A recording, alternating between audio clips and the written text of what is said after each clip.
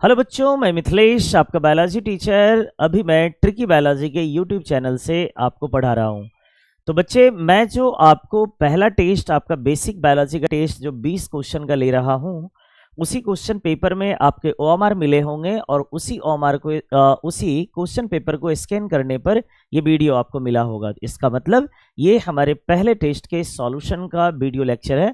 तो आइए जरा सा ध्यान दिया जाए, क्वेश्चन आप लोग मैच कर लीजिएगा। अगर कोई आपको त्रुटि लगे तो आप हमें व्हाट्सएप कर सकते हैं।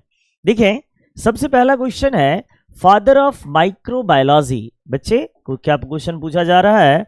फादर ऑफ माइक्रोबायोलॉजी, तो आपको बताया गया होगा father of microbiology Anton von Leeuwenhoek, या फिर दूसरा एक और नाम है लुइस पास्चर को कहा जाता है। यानी पहले का ऑप्शन नंबर क्या हो जाएगा? डी। नेक्स्ट क्वेश्चन है study of plant under in the branch of, यानी प्लांट का स्टडी किसके अंदर करते हैं? तो हम लोग करते हैं बॉटनी के अंदर, यानी बॉटनी। सर यहाँ पर ब्रैकेट एक होगा, ध्यान रखिएगा सर, प्रवीण सर यहाँ पर आप चिन्हित करते रहें क्वेश्चन पेपर में। तो देखिए यहाँ पर आपको बॉटनी आंसर जाएगा, प्लांट का स्टडी। अगला क्वेश्चन है हमारा, नेक्स्ट क्वेश्चन है when the nuclear membrane are the present that are called. अगर न्यूक्लियर मेम्ब्रेन प्रेजेंट होगा तो क्या कहलाएगा? यूकैरियोटिक सेल कहलाएंगे। नेक्स्ट क्वेश्चन है which one is a correct sequence of the given. दिए हुए में कौन सा सही सीक्वेंस मिला है? तो बच्चे आपको हम बताए थे सेल ऑर्गेनाइजेशन में सबसे पहला सेल होगा, सेल से आगे क्या होगा? ऑर्गन। सेल से आगे क्या होता है बच्चे? सेल से आगे होता है टिश्यू। क्या होता है? टिश्यू। टिश्यू से क्या होगा बच्चे? ऑर्गन। ऑर्गन से क्या होगा? ऑर्गन से होगा ऑर्गन सिस्टम।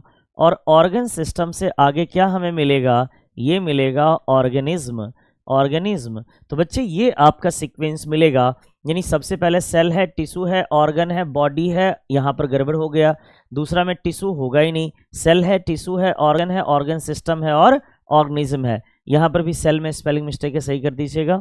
सेल है, टिश्यू है, ऑर्गन, फिर यहाँ पर मिस्टेक हो गया। तो आंसर क्या जाएगा बच्चे? सी जाएगा। सी इज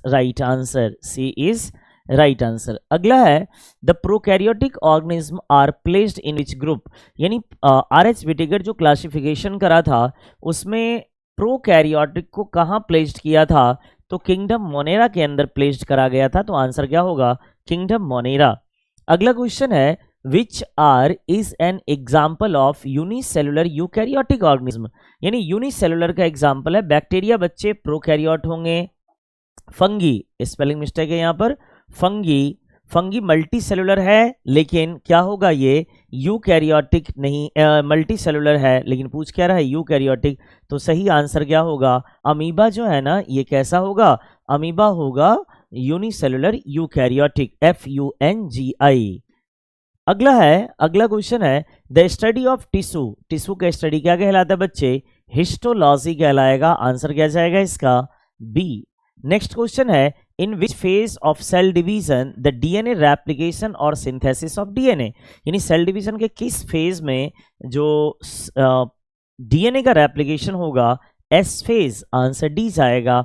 नेक्स्ट क्वेश्चन है द माइटोसिस आर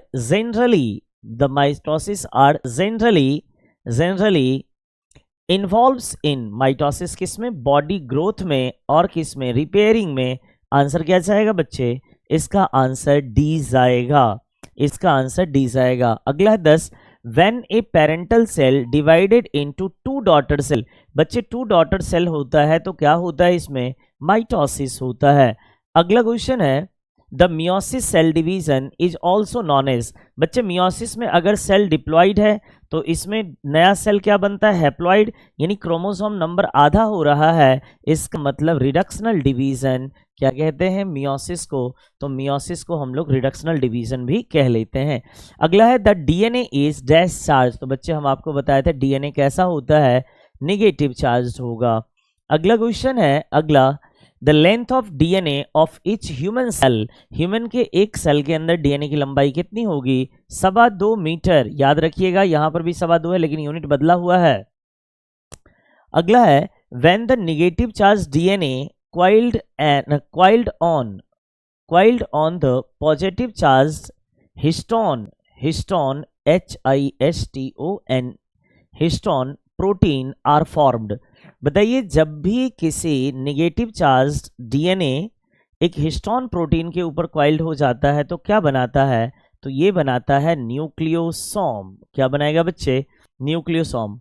अगला क्वेश्चन है which molecules are required for the formation of chromatin to chromosome. हमने बताया था क्रोमेटिन नेटवर्क है और इससे पहले क्या बनता है, यू क्रोमेटिन, फिर क्या बनता है हेट्रोक्रोमेटिन, और फिर ये आगे चल करके किसको बनाता है बच्चे, तो ये बनाएगा क्रोमोसोम को। तो इसके लिए याद करिए क्या आया था, इसके लिए जो आया था NHCP non histone chromosomal protein, NHCP इसका सही आंसर होगा। अगला क्वेश्चन है how many chromosome are present in a human sperm. Human sperm का मतलब क्या है ये बच्चे, यहाँ पर मेल होगा MALE यानी मेल गैमिट। इसका मतलब पूछा जा रहा है यानी मेल गैमिट में नंबर ऑफ क्रोमोसोम क्या होगा, N होगा। ह्यूमन के नॉर्मल सेल में 46, तो गैमिट में कितने होंगे 23। 23 को किससे दिखाएंगे, N से, तो 23 पेयर तो नहीं होगा, 23 पेयर तो नहीं होगा। यहाँ पर पेयर नहीं है बच्चे, यहाँ पर पेयर नहीं, यहाँ मिस्टेक से पेयर लिखा गया है। इसका आंसर क्या होगा 23। यहाँ पर पेयर नहीं है तो आंसर क्या होगा, ये 23 हो जाएगा। ठीक है ना, ह्यूमन के अंदर ह्यूमन के गैमिट के अंदर 23 क्रोमोसोम होता है। अगला क्वेश्चन है the cell division followed by. Cell division में पहले क्या होता है बच्चे, पहले होता है कैरियोकाइनेसिस। कैरियोकाइनेसिस के बाद फिर क्या होगा, साइटोकाइनेसिस। पहले क्या होगा karyokinesis, karyokinesis then cytokinesis. Answer क्या होगा सी। अगला क्वेश्चन चलते हैं 18 number, correct sequence of the chromosome formation. तो बच्चे क्रोमोसोम फॉर्मेशन में सबसे पहले इस तरह से जाल होता है जिसको बोलते हैं क्रोमेटिन। क्रोमेटिन के बाद क्या बनता है, क्रोमेटिन के बाद बनता है यू क्रोमेटिन, यू क्रोमेटिन के बाद बनता है हेट्रोक्रोमेटिन, और फिर क्या बनता है, ये आगे चल करके बनाता है क्रोमोसोम को। तो पहले क्रोमोसोम नो सर, पहले क्रोमेटिन, फिर यू क्रोमेटिन, फिर हेट्रोक्रोमेटिन, फिर क्रोमोसोम। सीक्वेंस यही मिला, यानी सही आंसर इसका क्या होगा, बी इसका सही आंसर होगा 18 का। 19 है which structure are the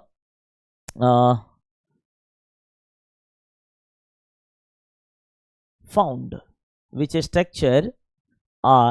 structure that are found, यहाँ पे डी होगा, फाउंड इन साइटोप्लाज्म आर